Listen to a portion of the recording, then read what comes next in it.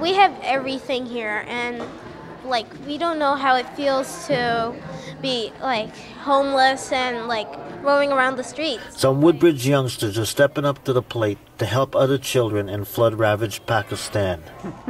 Children want to help other children. They see what's happening, they see what's unfolding on television, and they know that it's important to give. And we came up with the Beads in Action bracelets, making bracelets and keychains for the flood relief. The kids are making beaded bracelets that will be sold for $5 each, with the proceeds being used to buy water purification pills to help those with no water in Pakistan. There's still a dire need.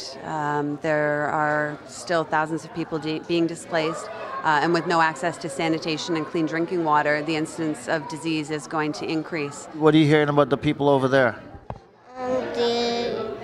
They're sick and they don't have any food and they don't have any place to live, and there's all water and it's a flood there.